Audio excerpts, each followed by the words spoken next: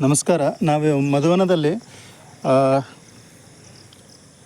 Plantation ಮಾಡ್ತಾಯಿದ್ದೇವೆ. ಈಗ ನೆಲ್ಲಿಕಾಯಿ ಗಿಡವನ್ನು ಹಾಕ್ತಾಯಿದ್ದೇವೆ. ಸಸಿ ಇದೆ ನಮ್ಮ ಹತ್ರ.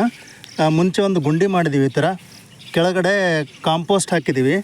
ಅದ್ರ ಮೇಲೆ ಕಳೆ ಗಿಡಗಳನ್ನು ಹಾಕ್ತಿದ್ದೇವೆ. ಕಾಂಪೋಸ್ಟಲ್ಲಿ ಇರೋ ಸೂಕ್ಷ್ಮ ಜೀವಾಣುಗಳಿಗೆ ಕಳೆ ಗಿಡಗಳ ಆಹಾರ. ನಮ್ಮ ಜೊತೆ ಫಕೀರಪ್ಪ ಇದ್ದಾರೆ, ಅವ್ರು ಮಾಡ್ತಾಯಿದ್ದಾರೆ. ಫಕೀರಪ್ಪ, ಅದು ತೊಗೊರಿದು ಗಿಡ ಸಸಿ ಹಾಕ್ರಿ.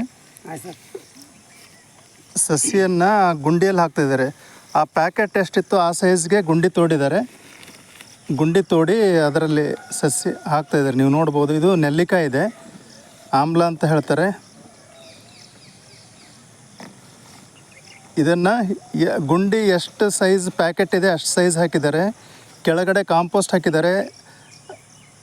ಅದ್ರ ಮೇಲೆ ಕಳೆ ಗಿಡಗಳನ್ನು, ಸೂಕ್ಷ್ಮ ಜೀವಾಣುಗಳಿಗೆ ಆಹಾರ ಇರಲಿ ಅಂತ ಕಳೆ ಹಾಕಿದ್ದಾರೆ. ಇವಾಗ ಅದನ್ನು ಮುಚ್ತಾ ಇದ್ದಾರೆ, ಗುಂಡಿ ಮುಚ್ತಾ ಇದ್ದಾರೆ.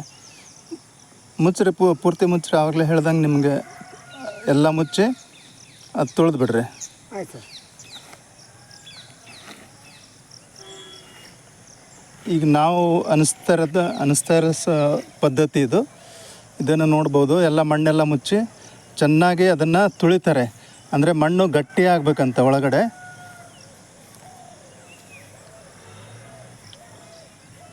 ನೋಡಿ ಹೇಗೆ ತುಳಿಬೇಕಂತ ತೋರಿಸ್ತಾ ಇದ್ದಾರೆ ಅವರು. ಈ ಥರ ಯಾವುದೇ ಇದಕ್ಕೆ ಕಾಂಡದಲ್ಲಿ ಅಥವಾ ಬೇರಲ್ಲಿ ಗಾಳಿ ಹೋಗ್ದಾಗೆ ಚೆನ್ನಾಗಿ ತುಳಿದ್ಬಿಟ್ಟು ಇದು ಮಾಡಬೇಕು. ನೀಟಾಗಿ ಆ ಹೆಬ್ಬೆರಳು ತುದಿಯಿಂದ ಅದಕ್ಕೆ ನೋಡಿ ಇವಾಗ ಈ ಥರ ಗಟ್ಟಿಯಾಗಿ ಮಣ್ಣಿದು ಮಾಡಬೇಕು. ಆಮೇಲೆ ಇದು ಆದಮೇಲೆ ಸುತ್ತಲೂ ಒಂದು ಪಾತಿ ಥರ ಮಾಡ್ತಾರೆ. ಆಮೇಲೆ ನೀರು ಮಧ್ಯದಲ್ಲಿ ಕಾಂಡದ ಹತ್ರ ಶೇಖರಣೆ ಆಗಲ್ಲ, ಆ ಥರ ಪಾತಿ ಮಾಡ್ತಿದ್ದಾರೆ. ಈಗ ನೀರು ಬಂದ್ರೆ, ಮಳೆ ಬಂದರೂ ಕೂಡ ನೀರು ಪಾತಿಯಲ್ಲಿ ನಿಂತು ಬೇರಿಗೆ ಹೇಗೆ ಬೇಕೋ ಆ ಥರ ಸಪ್ಲೈ ಆಗ್ತಾ ಹೋಗುತ್ತೆ ನೀರಿಗೆ.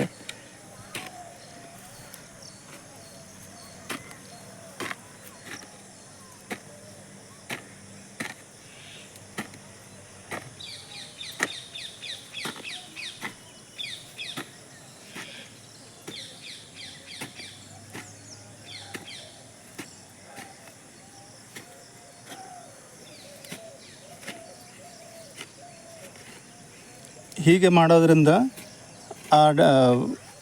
ಮಳೆ ಬಂದ ನೀರು ಅಥವಾ ಜಾಸ್ತಿ ನೀರಿರೋದು ಸೈಡಲ್ಲೇ ಇರುತ್ತೆ.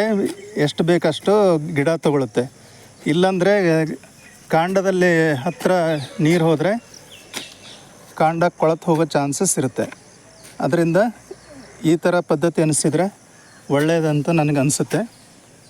ತಾವು ಕೂಡ ಟ್ರೈ ಮಾಡಿ ನೋಡ್ಬೋದು.